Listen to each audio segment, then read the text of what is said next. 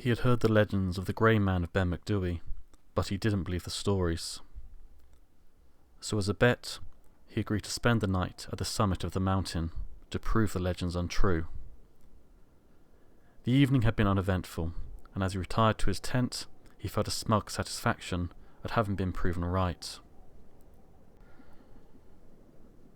He pulled up his sleeping bag and felt a smile form on his face as he imagined his friend's face when he told them they had lost the bet and fell into a sound sleep. He awoke with a start and looked around, fearful and confused. His heart pounded as he felt a terror, unlike anything he had experienced before, build in his chest. The crunch of the heavy footsteps sounded outside, and he instinctively looked through the crack of the fly sheet of the tent. His breath caught in his throat when a large shadow fell across the tent, and through the fly sheet he saw a large brown blur stood between him and the moon. He felt himself freeze, too terrified to move. Finally, the shadow moved away, and he breathed a sigh of relief. He pulled aside the fly sheet of the tent, and about 20 yards away he saw a huge brown creature swaggering down the hill with an air of insolent strength about it. It was about 20 feet tall, with broad shoulders, a tapering waist, and shortish brown hair. It walked too upright to be an ape. He had just encountered the Grey Man of Ben MacDhui.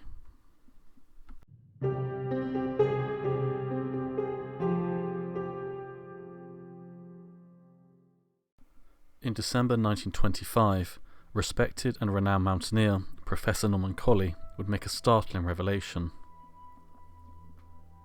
He stood in front of the general meeting of the Cairngorm Club at the 27th annual general meeting and recounted how, when he was climbing the mountain in 1890, he had a terrifying experience with the Grey Man of Ben MacDhui. A heavy mist had fallen, and he decided it was time to head back. As soon as he started back, he heard the crunching sound of footsteps following closely behind him. But these weren't the ordinary footsteps of a man. Whatever was following him was massive. For every 3 or 4 steps he took, whatever was following him would take 1 step and be right behind him again. He tried to dismiss the sounds he was hearing, but the more he walked, the more he heard the footsteps following him. It was as if it was toying with him. Finally, his nerve broke and he ran, staggering among the boulders the remaining 5 miles down the mountainside into Rothermutch's forest, where the footsteps finally ceased. Years earlier, Colley had told a mountaineer and colleague, Dr. A.M. Kellis, of his experience. Kellis would write back, confess an experience of his own. He and his brother were chipping rocks for crystals when they looked up and saw a huge figure bounding towards them from the cairn. The cairn is not a man-made structure, but rather a natural formation eroded by wind and rain. As they ran, a mist descended, and they heard the sound of a creature with massive strides following after them until they left the mountain. In 1945, Peter Densham had climbed to the cairn on the summit of the mountain. He sat down to admire the view as he looked across at Ben Nevis when a mist quickly closed in around him. He had a sudden feeling he was no longer alone. He instinctively stood up as he felt cold on the back of his neck and the presence of someone or something coming nearer to him. His suspicions were confirmed when he heard the heavy crunch of footsteps coming from the direction of the cairn. As he walked to the cairn to investigate, he felt his heart race, as he was filled with a feeling of fear and apprehension. Suddenly, he felt an unseen force pushing him towards a sheer drop.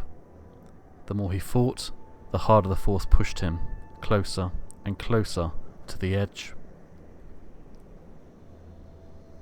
As he saw himself nearing the edge, he summoned the last of his strength, and with one final effort he pulled free of the force pushing him and ran all the way back down the mountain and to safety. This wouldn't be his only encounter with the Grey Man of Ben MacDhui. He was on the mountain with his friend, Richard Freer, searching for an aeroplane that had crashed. They were both working as part of aeroplane rescue during the Second World War. They had taken a break near the cairn at the summit of the mountain, when Densham heard his friend talking on the other side of the cairn. The more he listened, the more he realised that Freer was in deep conversation with somebody else, and found himself drawn into the conversation. The conversation continued for some time, when the voice of the unknown person abruptly stopped. When they walked around to investigate what had caused their unseen companion to stop talking, nobody was there.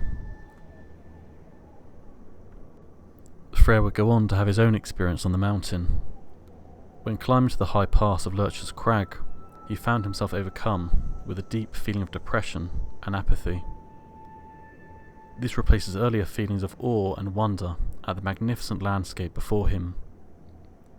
He suddenly realised he was no longer alone, and sensed something indistinct moving about him.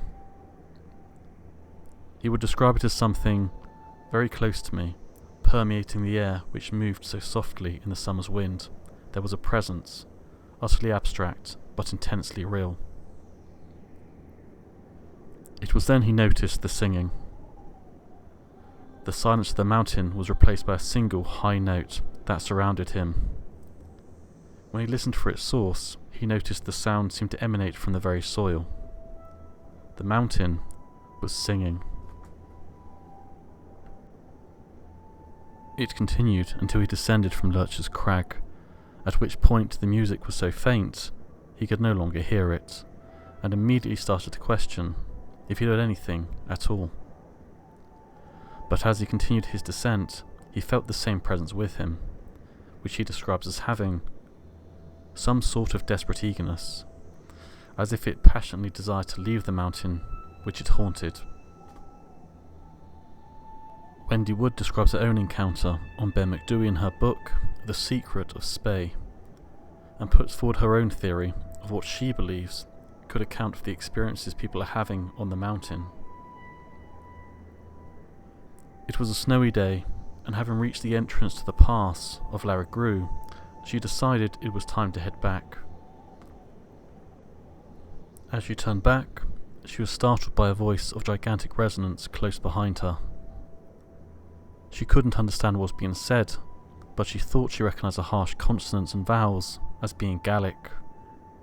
Initially, she was concerned that perhaps someone had lay injured, but she searched the area and realised she was completely alone.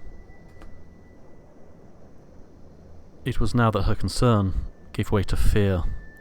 She hurried back, and as she descended, she heard the unmistakable crunch of footsteps following closely behind her. Following her encounter, she suggests that the strange events at Ben MacDhui are the result of rocks in the area recording and replaying events of the past. This is better known as stone tape theory. This posits that hauntings are past events being replayed, rather than the manifestation of spirits with any consciousness or intent to their actions.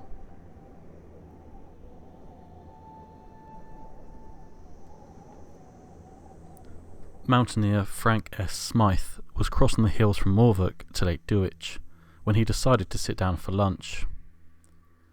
It was a beautiful day, and as he sat down, he sighed contentedly as he breathed in the panoramic beauty of the green hills and distant sea. He pulled out his pipe, but as he smoked, he felt an irrepressible aura of evil fill the area. The previously sunlit field had darkened, and he saw a group of ragged people staggering wearily in the distance. To his horror, he watched as a group of men, previously concealed, rushed down with spears and axes and hacked them to pieces. Smythe opened his mouth to shout out, but fear and shock had rendered him speechless. He packed up and ran, but as he ran, the tortured screams of the dying men seemed to follow him down the mountain. He would later learn that there had been a massacre of Highlanders at the hands of British troops on that very ground, many years before. So how can we explain the strange events occurring atop Ben MacDhui? Some people point to the phenomena known as the Brocken spectre. This is when the sun strikes someone from behind while they are at elevation, and casts their shadow onto the mist or fog below, thus creating an ethereal, ghostly and often enlarged image as an explanation for some of the reported sightings. And while this could account for some of the sightings, it doesn't explain them all. An experienced mountaineer, for example, would be familiar with the Brocken spectre phenomena. If not directly, then they would certainly have heard about it from fellow mountaineers. And it doesn't explain the footsteps, voices or sightings that don't fit the description of the Grey Man. Another explanation is that the fear and panic felt is caused by changes in the electromagnetic field. Exposure to EMF has been known to cause depression, anxiety, fear, and also audio and visual hallucinations. But there is no evidence that the area of Ben MacDhui has sufficient levels of EMF to create this reaction. Additionally, exposure to EMF is also known to cause headaches, nausea, dizziness, fatigue, and cognitive impairment. If high levels of EMF is behind the reports, you would expect to see at least one of the additional symptoms of EMF to be reported in addition to the fear and panic they were feeling, but this doesn't seem to be the case. Others say that Ben MacDhui is a sacred mountain, and that the Grey Man of Ben MacDhui is a manifestation of the spirit of the mountain, or that the Grey Man is a spiritual protector of the land. This is a common theory among explanations for Bigfoot and the Yeti. For now though, whatever forces operate on Ben MacDhui will remain unexplained. If you have any thoughts and theories, I would love to hear them. Please leave a comment below, but please be respectful of each other's opinions. If you enjoy this video, please like, share and subscribe. It makes such a difference to small channels like these.